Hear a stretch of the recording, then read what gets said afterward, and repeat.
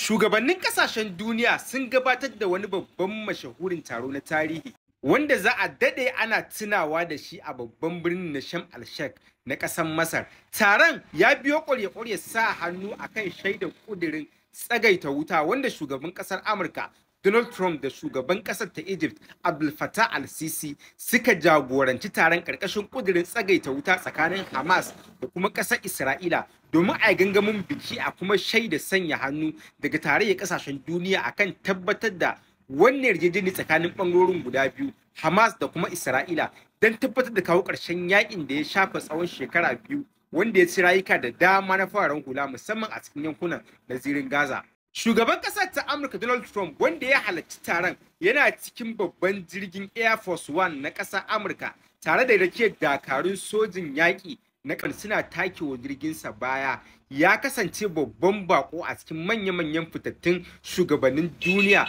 da suka halarci wannan tattaunawa mai matukar mahimmanci da kuma kaddamar da rattaba hannu akan wannan yarjejeniya tsakanin kungiyar Hamas da kuma ƙasar Isra'ila na tabbatar da cewa yaƙi ya zo ƙarshe babu sauran wani yaƙi a tsakanin ɓangarorin guda biyu. Taron wanda ya gudana ƙarƙashin jagorancin shugaban ƙasar Amurka Donald Trump da kuma Abdel Fattah al-Sisi shugaban ƙasar ta Egypt ya samu halartar gangamin al'umma daga faɗin duniya musamman wakilan Majalisar Ɗinkin Duniya da wakilan tarayyar Turai wasu manya-manyan shugabanni tare da ƙasashen Larabawa irin su Qatar da kuma Jordan tare da ƙasar Iran a ɓangare guda. Ƙasar Turkiyya, Saudi Arabia da kuma ƙasar Iran wanda suka kasance sun taka rawa a cikin gudanar da ƙudurin tsagaita wutar da ya gudana a cikin tattaunawar. A cikin wannan yarjejeniya dukkanin ɓangarorin biyu tsakanin ƙasar Isra'ila da kuma Hamas sun amince da sakin dukkanin fursunoni, buɗe iyakokin ƙasa domin shigar da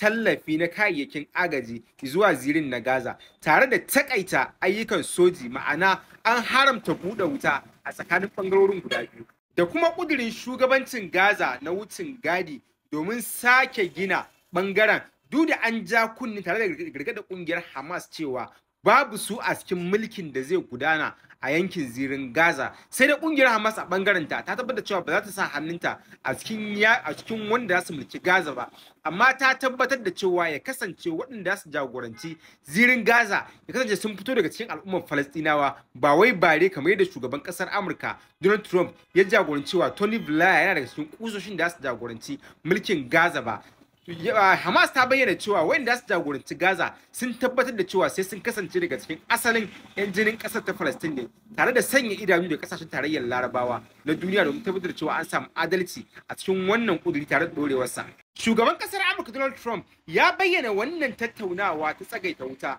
a matsayin babban zaman lafiya na ƙarni yayin da a ɓangare guda shugaban ƙasar ta Masar ma'ana Egypt Abdel Fattah al-Sisi ya ayyana cewa Egypt a halin yanzu ta taka wani mataki na samar da sulhu a yankin na gabas ta tsakiya. Shugaban Hamas a zirin Gaza Yahya Sinwar ya bayyana cewa Shugaban Hamas a zirin Gaza ya bayyana a cikin jawabansa a kafar watsa labarai inda ya bayyana cewa mun amince da wannan ƙuduri da shar'i na tsagaita wuta, ya ce amma kasancewar mun lura da halin da al'ummar ƙasar Falastin suke ciki na kunci, amma duk da haka za mu ci gaba da neman haƙƙinmu a gaba. So amma a ɓangare guda ƙasashen tarayyar Turai da dama na cike da shakku ta yadda za a ƙaddamar da wannan ƙuduri na tsagaita wuta, kasancewa abin da suka bayyana da cewa irin wannan shirin tsagaita wuta da dama a baya ya karya tsakanin satuttuka yayin da wannan suke ganin tamkar abu ne wanda ba zai ɗore ba.